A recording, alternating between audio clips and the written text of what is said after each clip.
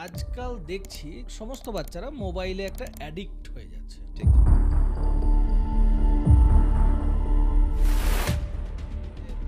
এই যে রিলসে অ্যাডিকশন, এই রিলসে অ্যাডিকশন কেন?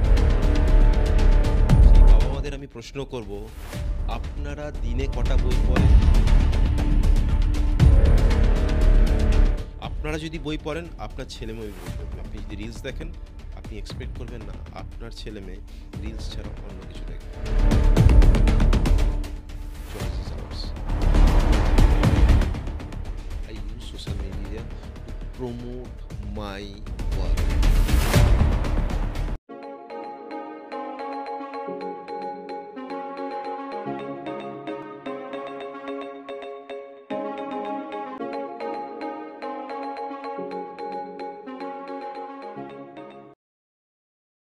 এক্সপ্লোর উইথ দীপ দত্ত এই চ্যানেলে আপনাদের স্বাগত। আপনাদের সঙ্গে আজকে এমন একজন মানুষকে আমরা পরিচয় করাবো, যিনি একাধারে দক্ষ সংগঠক, আইটি প্রফেশনাল, এআই চ্যাম্প এবং লেখক আর মাইন্ডস্ট্রোলজার, মিস্টার পীযূষ রঞ্জন ঘোষ। আপনাকে আমাদের স্টুডিওতে স্বাগত। নমস্কার। পীযূষ রঞ্জন ঘোষকে আমরা 5টি রূপে দেখতে পাই। আজকে আমরা তার লেখক সত্তা নিয়ে আমরা আলোচনা করব। তিনি নতুন একটি বই লিখেছেন, যে বইটি খরগোশ এবং কচ্ছপ এদের যে দৌড়ের বা প্রতিযোগিতা ছিল সেটা, সেই জায়গা থেকে আজকে তুমি যে একটা আবার নতুন করে এই খরগোশ এবং কচ্ছপ এদের লেখাটা লিখলে, এদের নিয়ে গল্পটা লিখলে, মানে এটা নতুন করে তুমি কি বলতে চেয়েছো? প্রথমে অনেক ধন্যবাদ আমাকে এখানে ডাকার জন্য। বইটার নাম হচ্ছে the untold story of Rob and Thor, inspiring fairy tales. Okay. আমরা তো সবাই দৌড়চ্ছি, এই পৃথিবী দৌড়চ্ছে, চাঁদ দৌড়চ্ছে, সূর্য দৌড়চ্ছে, সৌরজগৎ দৌড়চ্ছে, আমি গাড়ি নিয়ে যখন আসছি দৌড়চ্ছি, জীবন যুদ্ধে দৌড়চ্ছি, জীবন গতিশীল, আমরা সবাই দৌড়চ্ছি। অর্থাৎ এই দৌড়ের মধ্যে কিন্তু একটা স্পিরিচুয়ালিটি লুকিয়ে আছে। এবার হিতোপদেশের গল্প যদি যাই, পঞ্চতন্ত্রের গল্পে যদি যাই, তো ওটা তো অনেকখানি আউটডেটেড। সেখানে গিয়ে আমার মনে হয়েছিল যে গল্পগুলোকে নতুনভাবে বলা দরকার, কিছু গল্প নতুনভাবে বলা দরকার, যেই গল্পগুলো কোনোদিন বলা হয়নি, দ্য আনটোল্ড স্টোরিজ, সেগুলো রিমেক করে নতুনভাবে আজকের প্রজন্মের কাছে পৌঁছানো দরকার। আজকে আমরা সবাই কিন্তু ইঁদুর দৌড়ে ব্যস্ত, কিন্তু খরগোশ এবং কচ্ছপের গল্পে নানান রকম রূপক রয়েছে।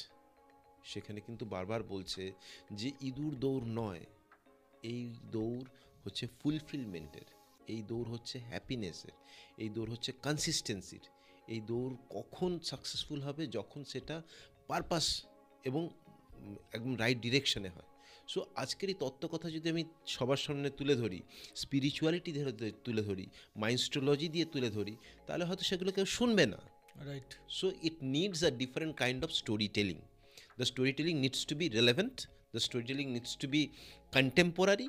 আজকের যুগের জন্য, আজকাল বাচ্চাদের জন্য একদম ফেয়ারি টেলের রূপে, একদম ঝকঝকে পাতা চকচকে কাগজে যদি আমি ছোট্ট ছোট্ট করে মরাল তুলে ধরি, তাহলে যেই মরালটা আস্তে আস্তে হারিয়ে যাচ্ছে। কারণ আজকের দিনের লোক কিন্তু হিতোপদেশ, উপনিষদ, পঞ্চতন্ত্র পড়ে না, সেগুলো তাদের কাছে আউটডেটেড।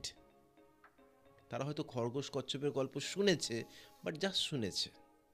আমাদের সময় যখন ঠাকুরদা ঠাকুরমারা প্রতিদিন রাতে প্রতিনিয়ত ঘুমানোর আগে একটা ছোট্ট করে গল্প শোনাতো, সেটা দিয়ে কিন্তু আমাদের মূল্যবোধ তৈরি হতো, সেটা কিন্তু আমাদের শির দ্বারা, সেগুলো কিন্তু আমাদের প্রকৃত শিক্ষা।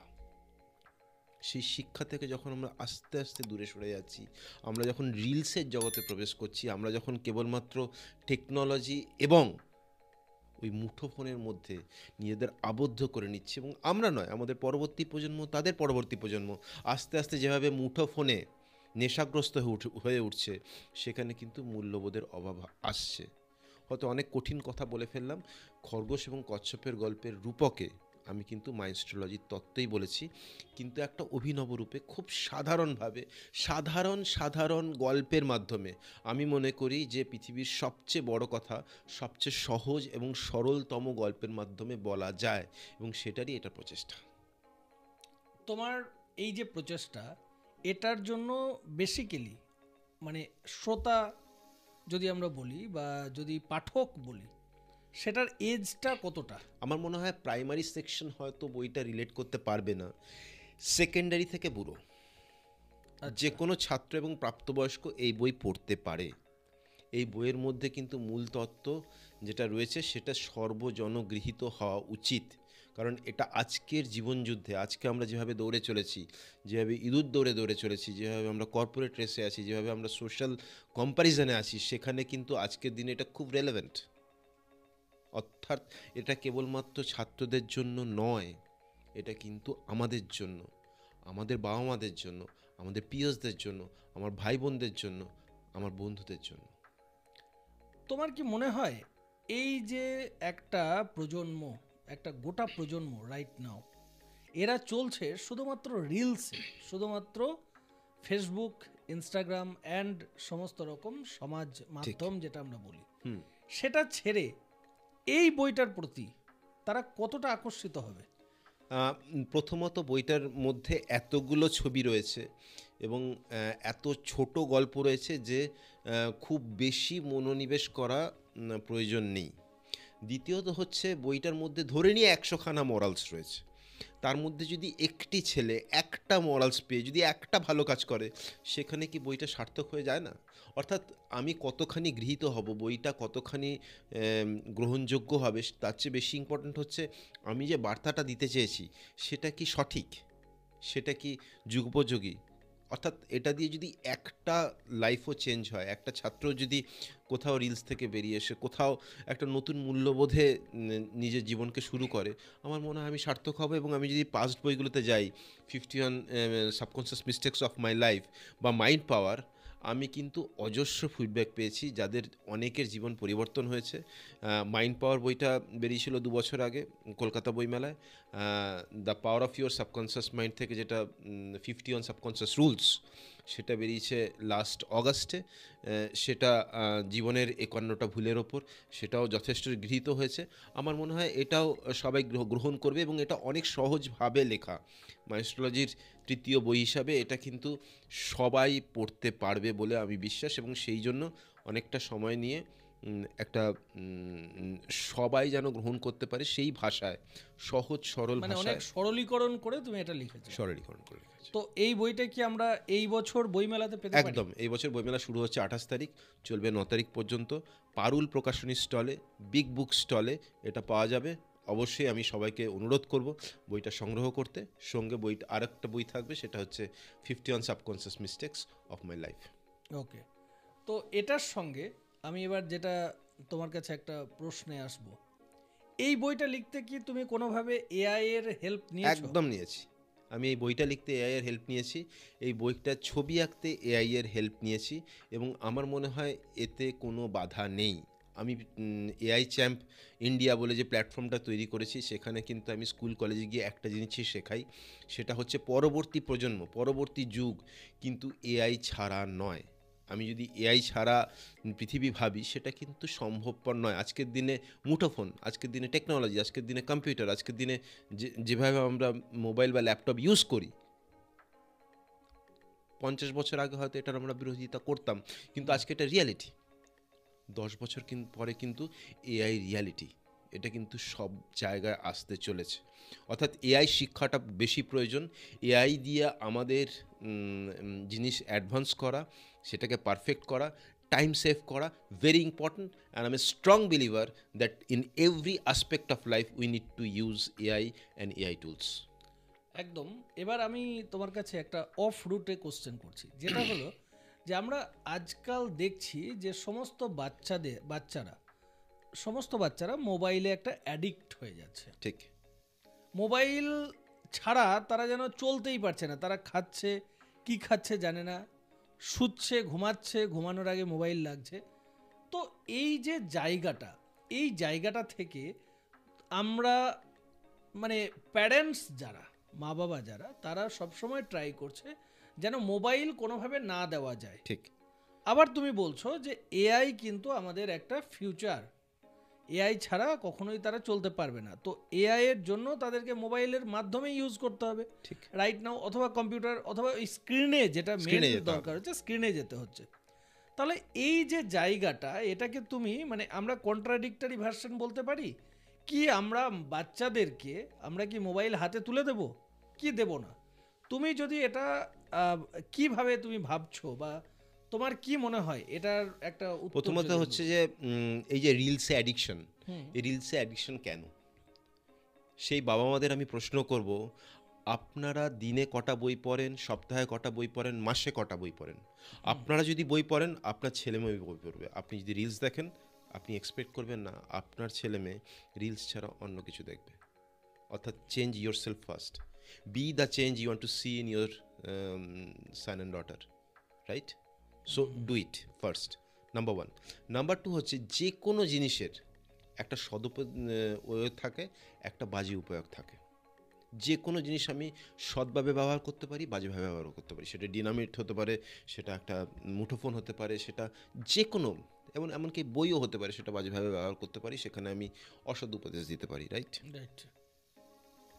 চয়েস ইজ আওয়ার্স, যে আমি কতখানি সেই জিনিসটা আমার মতন করে ইউজ করব।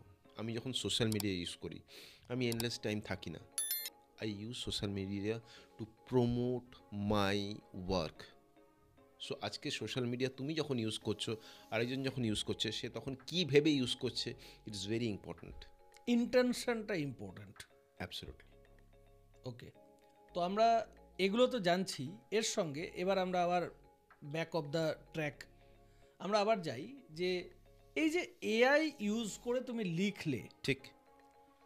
এই জায়গাটাতে কোনোভাবে কি মনে হলো না যে আমরা নতুন করে গল্প লিখছি, ঠিক কথাই, কিন্তু এআই এর থ্রুতে? ঠিক।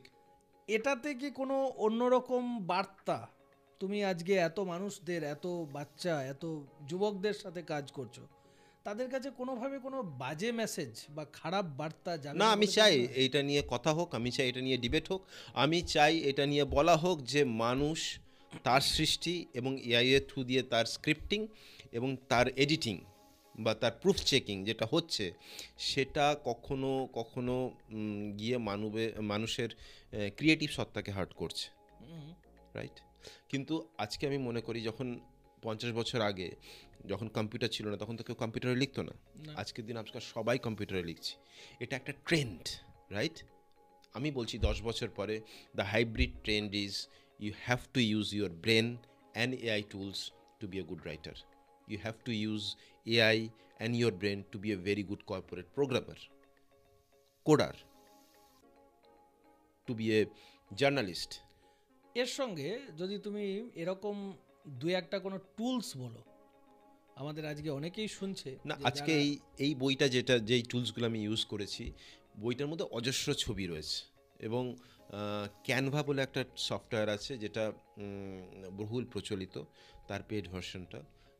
ডেলি, আমার মনে হয় সবাই জানে, মাইক্রোসফটের টুল, দারুণ ছবি আঁকে, সেই ছবির টুলটা ইউজ করা হয়েছে। ChatGPT-4 হাইয়েস্ট ভার্সনটা ইউজ করা হয়েছে to check the proof checking. So 3-4টে টুল তো ইউজ করা হয়েছে। ইমেজ জেনারেটর 4 নম্বর। সো এই টুলসগুলোতে ইউজ করা হয়েছে, অজস্র টুল রয়েছে। আমার মনে হয় টুলস নিয়ে বলতে শুরু করলে একটা গোটা সেশন নেওয়া যেতে পারে, but it's very important that everyone should know about the tools. It is very important that you have to be AI literate. AI may not replace you, but do not forget, someone who knows AI will replace you. Right. এবার আমার আরেকটা question, সেটা হলো যে এই মুহূর্তে অনেকেই চাইছে যে তারা একটা বুক পাবলিশ করবে, ঠিক। Right now. এখন এটা প্রচণ্ড ট্রেন্ডি, অনেক মানুষজন চাইছে যে আমার একটা ভাবনা চিন্তা রয়েছে, আমি এটাকে বুকের থ্রুতে পাবলিশ করব। এটাতে যদি তুমি নতুন যারা আমাদের শুনছে বা যারা আমাদের দর্শক শ্রোতা যারা রয়েছে, তাদের জন্য তুমি যদি 5 টিপস বলো যে হাউ দে ক্যান পাবলিশ দেয়ার বুক। এখন তো পাবলিশিংয়ের অনেক সাইটস চলে এসছে, অনেক অ্যাপ রয়েছে। অ্যামাজন তো একটা, অ্যামাজন কিন্ডেল বা অ্যামাজনের যে সোর্সটা আছে সেটা বহুল প্রচলিত, গুগলের আছে, অর্থাৎ it's very easy. That's number one. But বই লেখার ক্ষেত্রে আমি যেটা বলবো, you need to have an unique idea. Do not write book for the sake of writing book. Do not write book because you know ChatGPT can generate anything and everything, right?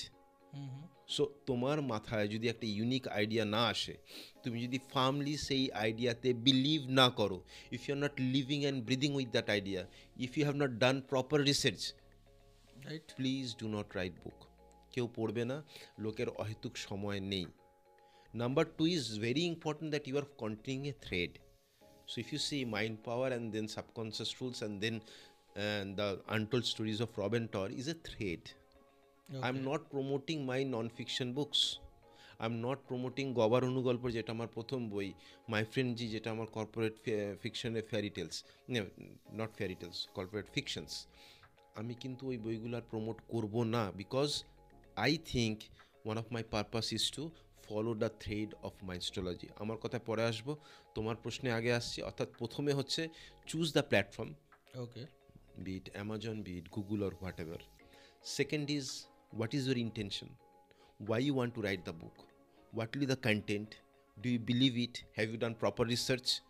If yes, if you think যে ওই মেসেজটা পৃথিবীর কাছে পৌঁছানো উচিত, if you think you have an urge, if you think that you have a story which no one has told before, if you think that you can represent a story in a very different pattern, in a very unique pattern, then yes, please do write.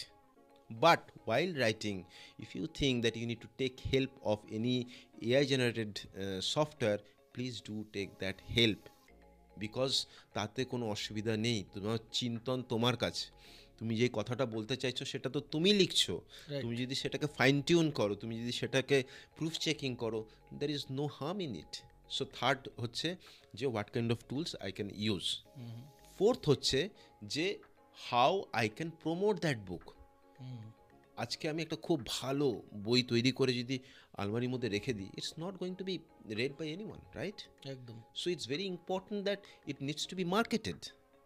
The story needs to be told, and told with conviction that yes, I came up with this non-fiction, I came up with this fiction story, and I want to share this message. সেটা পডকাস্টে হতে পারে, সেটা social মিডিয়াতে হতে পারে, সেটা বন্ধুদের কাছে হতে পারে, সেটা যে কোনো প্ল্যাটফর্মে হতে পারে। So marketing is very very important. And fifth is take constructive feedback, take how we can do better. No one is perfect, neither is your book, and I'm not expecting my book to be perfect also. So সেটা দিয়ে যেন আমি আরেকটা নতুন addition তৈরি করতে পারি, এডিটারের suggestions নিতে পারি, পাবলিশারের সাজেশনস নিতে পারি, বন্ধুদের সাজেশনস নিতে পারি, ক্রিটিকদের সাজেশন নিতে পারি। Don't get offended with a wrong remark, it's okay, but neither seek only validations, because it's your story. আজকে হ্যারি পটার কতবার রিজেক্ট হয়ে হ্যারি পটার হয়েছে। অতজন পাবলিশার যদি হ্যারি পটারকে একটা চিপ স্টোরি ভাবতে পারে, তাহলে আমাদের স্টোরিকেও ভাবতে পারে। No wrong in it. So এই 5টা স্টেপই আমি বলবো। ওকে, এবার তোমার কথাতেই আমি যেটা এতক্ষণ যেটা বুঝলাম, যে এটা ইউনিক হতে হবে। ইউনিক হতে হবে। তাহলে রব অ্যান্ড টর্স সেম, তুমি কিন্তু চলে গেলে সেই খরগোশ আর কচ্ছপ, সেই খরগোশ কচ্ছপে। তাহলে এটা তো ইউনিক হলো না, তুমি তো সেই ক্যারেক্টার দুটোকে ইউজ করলে। একদম। এটা কেন করলে? কারণ খরগোশ এবং কচ্ছপের গল্পে একটাই গল্প ছিল, খরগোশ ঘুমিয়ে গেল, কচ্ছপ টুকটুক করে ফিনিশ লাইনে পৌঁছে গেল, রাইট? কিন্তু এটা হচ্ছে একটা সরলীকরণ। আজকের যুগে কিন্তু অনেক কিছু চলছে, আজকের যুগে অনেকে অনেক রকমভাবে গল্পর দৌড়ে নিজেদের আটকে রাখছে। সেই সরলীকরণের যুগ তো আর নেই। অর্থাৎ সেই গল্পগুলো তো বলা হয়নি। আজকে 25টা গল্প যে বললাম, আমাদের তো একটা গল্প বলে বন্ধ করে দেওয়া হয়েছিল। সেই গল্পগুলো তো কারো বলার দরকার ছিল। সেই গল্পগুলো তো আজকের যুগে যুগোপযোগী করে আমাদের সামনে আনা তো উচিত ছিল। অর্থাৎ হতে পারে আমি খরগোশ কচ্ছপের ক্যারেক্টারটা নিয়েছি, but to present it in a unique way for contemporary society is a unique thought that I have thought.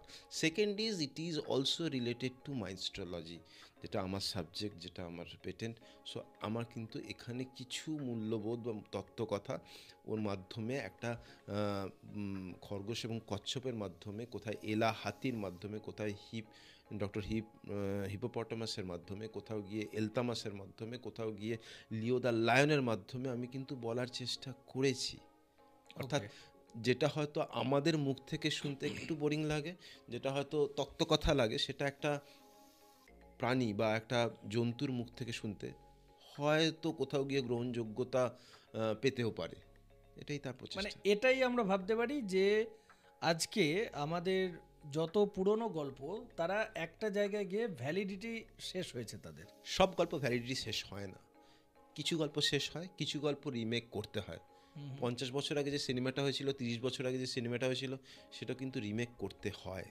Right. তাহলে যেটা 3000 বছর আগে লেখা হয়েছিল, বা যেটা 300 বছর আগে লেখা হয়েছিল, বা যেটা 100 বছর আগে লেখা হয়েছিল, সেটার কি রিমেকের প্রয়োজন নেই? একদম। আমরা আরেকটা কোশ্চেনে তোমার কাছে যাব, যে যদি এআই গল্প লেখে, তাহলে তুমি নিজেকে লেখকের দাবিদার বা লেখক হিসেবে স্বীকৃতিটা কিভাবে দেবে? প্রথমে হচ্ছে যে থটসটা কার মাথায় এসেছিল, গল্পের প্লটসগুলো কার মাথায় এসছে, তার সেই লেখক।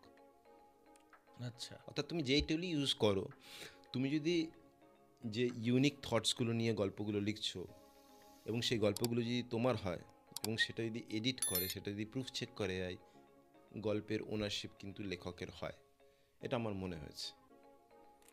তো আমরা এতক্ষণ ধরে একটা সূত্র, একটা ব্যাক অফ দ্য লাইট যে আমরা পাচ্ছিলাম, একটা অন্য একটা অ্যাঙ্গেল পাচ্ছিলাম, সেটা হলো মাইন্ডস্ট্রোলজি। এই যে মাইন্ডস্ট্রোলজি, এই ব্যাপারটা এক্স্যাক্টলি কি? আমি ফার্মলি বিলিভ করি, আমরা যেভাবে ভাবি, আমরা নিজেকে যেই কথা বলি, আমরা যে দৃশ্যগুলো দেখি, আমাদের মধ্যে যে অবচেতনের সূত্রগুলো থাকে, তার উপর আমাদের ভবিষ্যৎ ডিকোড হয়, তার উপর আমাদের ভবিষ্যৎ নির্ধারণ হয়। অর্থাৎ ভবিষ্যৎ নির্ধারণ কিন্তু গ্রহ উপগ্রহ, হাতের রেখা এবং ভবিষ্যৎবাণী করে হয় না। সেটা হচ্ছে আমরা কিভাবে ভাবছি এবং আমাদের মধ্যে কী রুলসগুলো রয়েছে, যেটাকে আকর্ষণীয় সূত্র বলা হয়। এটা বহু যুগ থেকে চলে আসছে, নতুন করে আমি নতুন বলার কিছু নেই, কিন্তু I am a strong believer and firm believer that what you think you become, and সেটাই মাইন্ডস্ট্রোলজি। তার মানে আমি মাইন্ডকে যেটা বলছি, যখন কেউ দেখছে না, তখন আমি মাইন্ডকে যেটা বলছি, দ্যাট ইজ মাইন্ডস্ট্রোলজি। এই যে আমরা অনেক সময় দেখি যে অনেক অভিনেতা অভিনেত্রী, তারা যখন তারা অভিনেতা বা অভিনেত্রী হিসেবে সাকসেসফুল হয়নি, সেই মোমেন্টে সে হয়তো নিজেকে সেলফ অ্যাফার্মেশন করত। তো সেই জায়গা থেকে তুমি বলতে চাইছো যে আমি প্রত্যেক দিন নিজেকে বলি যে আমার আজকে বিজনেসে এই গ্রোথটা হবে, বা আমি আজকে লেখক হিসেবে নিজেকে দেখতে চাই, আমি একজন লেখক হিসেবে নিজেকে ভাবতে চাইছি, তাহলে আমি সেটাই হতে পারি? অ্যাবসলিউটলি সেটা হতে পারি। এবং আমাদের চেতন এবং অবচেতন দুটো মাথা যদি একভাবে ভাবে, তাহলে আমি হতে পারি। আমি যদি কেবলমাত্র চেতন মস্তিষ্কে ভাবি, অবচেতনের সেখানে গিয়ে কন্ট্রাডিকশন হয়, তাহলে হবে না। অর্থাৎ আকর্ষণীয় সূত্র কিন্তু কাজ করছে, হয় তোমার ফেভারে, নয় তোমার এগেনস্টে। তুমি যদি নেগেটিভ ভাবো, অবচেতনে তোমার এগেনস্টে কাজ করছে। আজকে যদি কোনো কিছু খারাপ হয়ে থাকে, কোথাও গিয়ে আমার মাথায় একটা ব্লক ছিল, এবং সেটাই কিন্তু আজকে আমাদের সামনে উঠে এলো। এবং আমার জীবনে যা যা হয়েছে, আমি কিন্তু তা ভেবেছি। এবং আমি এটাও জানি যে এই মাইন্ডস্ট্রোলজি যে সিরিজটা, যে বুকসটা আছে, আমি জানি এটা মিলিয়ন্স কপি বিক্রি হবে। অর্থাৎ মানে এই যে বিলিফটা, strong believe, it's very important to be, তা নাহলে কিন্তু হয় না। এবং দৃশ্যায়ন, চোখের সামনে দেখা, এটাও ভেরি ইম্পর্ট্যান্ট। হতে পারে সেটা দিবাস্বপ্ন অনেক সময় হয়ে যায়, কিন্তু সেটা যদি দিবাস্বপ্ন না হয়, তাহলে কিন্তু সেই লোকটা নিরন্তর কাজ করবে। সেই লোকটার কথায়, সেই লোকটার ভঙ্গিমায়, সেই লোকটার যে জীবনশৈলী, সেখানে কিন্তু সেই তত্ত্বকথা ফুটে উঠবে। অনেকে জিজ্ঞেস করে, তুমি একটা লোককে কীভাবে জাজ করো?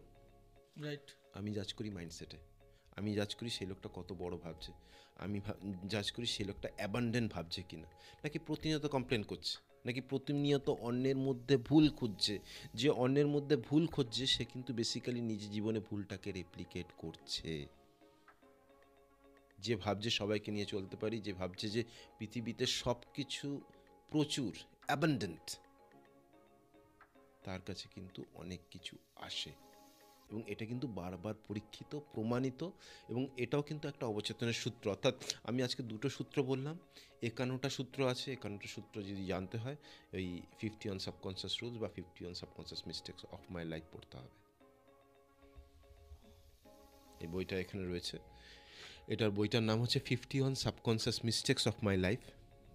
এবং আমি অন্যদিকে বলেছি দ্য 51 ইউনিভার্সাল সাবকনসিয়াস রুলস। অনেকে চ্যালেঞ্জ করে, ইউনিভার্সাল সাবকনসিয়াস রুলস, তুমি বলছো সর্বজনীন এবং বিশ্বজনীন সূত্র। আমি বলছি হ্যাঁ, সর্বজনীন এবং বিশ্বজনীন সূত্র। আমাদের মহাবিশ্ব আমাদের অবচেতনের সাথে সম্পূর্ণভাবে যুক্ত। যারা ঋষি মনীষী, যারা স্পিরিচুয়াল ওয়ার্ল্ডে রয়েছে, তারা কিন্তু ওই কানেকশনটা ক্রিয়েট করে। তারা কিন্তু অবচেতনের সাথে মহাবিশ্বের একটা কানেকশন তৈরি করে। এটাই হচ্ছে ঈশ্বর প্রাপ্তির অন্যতম লক্ষণ। এবং এই যে ঈশ্বর প্রাপ্তির লক্ষণ, এর মধ্যে কিন্তু অবচেতনের সূত্র, অর্থাৎ স্পিরিচুয়ালিটি, সায়েন্স এবং সাইকোলজি সব কিছু মিলে কিন্তু মাইন্ডস্ট্রোলজি। ওকে, তো এই যে তুমি মাইন্ডস্ট্রোলজি নিয়ে কাজ করছো, এখানে এরকম কোনো কেস স্টাডি তোমার কাছে আছে? হ্যাঁ, যে যেখানে অনেকগুলো কেস স্টাডি এই বইটায় পড়েছি মাইন্ড পাওয়ারে। একটা ছোট্ট কেস স্টাডি বলি, মানে এটা খুব ইন্টারেস্টিং। আমার সাথে আমি যখন জোস্টকে গেছিলাম, একটা ছেলে ছিল, আমার শ্যুটিংটা করেছিল। তো তখন কিছুদিন পরে আমি খড়গপুরে যাচ্ছি, একটা ফোন এসছে যে দাদা শুনবেন, একটা খুব আর্জেন্ট। আমি কোলাঘাটে গাড়িটা থামিয়ে এক কাপ চা নিয়ে তাকে ফোন করলাম। কী ব্যাপার বলো তো? বলছে আমার গার্লফ্রেন্ড না একটু ট্রাভেলে রয়েছে, সব জায়গায় না 11 দেখছে। 11 দেখছে সব জায়গায়, তো এটা এমন কি প্রবলেম? বলছে না, মানে 11টা বাজলে চোখে পড়ছে, সব দিকে 11 চোখে পড়ছে। এবং নভেম্বরের 11 তারিখে কালী পুজো আছে, এবং সেই দিন হয়তো ওর মৃত্যু হতে পারে। বললাম না না না, এটা বাতুলতা হতে পারে। বলছে বাতুলতা নয়, এর আগের বছর কালী পুজোর দিন ওর বান্ধবী ঠিক 11 দেখেই মরেছিল, এবং তারপর থেকে ওর 11 লক্ষণটা এসেছে। একদম সত্যি ঘটনা। মানে মনে হতে পারে বাতুলতা দিচ্ছি, আমি অনেকগুলো কেস স্টাডির মধ্যে এটা একটা কেস স্টাডি বলছি। ওকে, আমি বললাম আমি তোমাকে 45 মিনিট পরে ফোন করছি। সম্পূর্ণভাবে শুনলাম। আমি গাড়ি চালাতে চালাতে কোলাঘাট থেকে খড়গপুরে পৌঁছলাম। তখন তো এফএমটা চলে যায়, গানটা বন্ধ হয়ে গেল। নিজের মনে ভাবতে শুরু করলাম, অবচেতনকে বললাম তুমি একটা সলিউশন দাও। সলিউশন সব কিছুর আছে পৃথিবীতে। বাড়ি গিয়ে আমি সলিউশন পেলাম। আমি বললাম তুমি একটা কাজ করো, তোমার যে বান্ধবী, তার ঘরের যে যখন ঘুম থেকে উঠবে ঠিক তার সামনে 10 লিখে রাখো। যখন দরজা থেকে বেরোবে তখন 10 লিখে রাখো। আর ও কী করতে ভালোবাসে? বলছে গান করতে ভালোবাসে। বলে দিনে গান 10টা গান করতে পারবে? 1 2 3 4 5 6 7 8 9 10 লিখে 10টা গান করে 10টা টিক দিতে বলো। অর্থাৎ ওকে 10-এ ফোকাস করালাম, ওকে বিকল্পে ফোকাস করালাম। সো অবচেতন না বোঝে না। আরেকটা সূত্র বলে দিলাম, অবচেতন নেভার আন্ডারস্ট্যান্ড নো। মানে মনে কর আমরা স্মোক করছি বা তুমি স্মোক করছো, কোথাও গিয়ে যদি বলি I want to quit smoking, অবচেতন কিন্তু বোঝে না। যে মুহূর্তে স্মোক কথাটা উচ্চারিত হলো, সেই মুহূর্তে কিন্তু অবচেতন স্মোকিংকেই ফিরে গেল। অ্যান্টি ওয়ার মুভমেন্ট, অবচেতন বোঝে না, ওয়ারই বোঝে তাতে। ওকে, অর্থাৎ ঘৃণা বোঝে না। তুমি যখন অন্য কাউকে বলো সে ঘৃণা করে, তুমি কিন্তু ঘৃণাকে এমফাসাইজ করছো। অবচেতন বোঝে বিকল্প, অবচেতন বোঝে অল্টারনেটিভ ফোর্স। আজকে তোমাকে যদি বাচ্চাদের রিলস ছাড়াতে হয়, তাহলে রিলস করো না বললে হবে না, তার বিকল্প একটা দিতে হবে। ঠিক সেইভাবে 11-র বিকল্প তাকে দিতে হবে। সে যখন 10টা গান 10 দিন করলো এবং 10 দিন পরে বললো 10ই দেখছে, মাঝে মধ্যে 10 দেখছে, মাঝে মধ্যে 9 দেখছে, বললাম যাক, তাহলে আর 11 মাসের 11 তারিখে তার আর কোনো ফাড়া নেই, এবং সেই ফাড়াটা সে কেটেছিল। অর্থাৎ এগেন অ্যাপ্লাইং দ্য রুলস, এরকম আমি অনেক উদাহরণ দিতে পারি। বাট এই বইটা পড়তে হবে, মাইন্ড পাওয়ার যে বইটা আছে, এই বইটার মধ্যে অনেকগুলো সূত্র আমি বলেছি। আর এই 50 অন সাবকনসিয়াস মিস্টেক্স, এই দুটো বইয়ের মধ্যে এগুলো লেখা রয়েছে। বাট এগুলো কি বলতো, এগুলো একটু তত্ত্বকথা, তো সহজে সকলে নিতে চায় না। It's very important to say or tell the stories in a very মানে সিম্পল ফ্যাশন, রাইট? সো তার জন্য এই untold stories of the untold stories of Rob and Thor, সেটা নিয়ে আসা, যাতে আরও কিছু লোকের কাছে পৌঁছয়, আরও কিছু লোকের ভালো হয়। The objective is to do good for the society and Mindstrology is committed to do that. তো আমরা এতক্ষণ শুনলাম মাইন্ডস্ট্রোলজির প্রবক্তা মিস্টার পীযূষ রঞ্জন ঘোষকে। ধন্যবাদ জানাই এক্সপ্লোর উইথ দীপদত্ত চ্যানেল থেকে মিস্টার পীযূষ রঞ্জন ঘোষকে। এবং আপনারা এরকম আরও নানা ধরনের এক্সপ্লোর করার জন্য এক্সপ্লোর উইথ দীপদত্ত এই চ্যানেলটি সাবস্ক্রাইব করতে ভুলবেন না।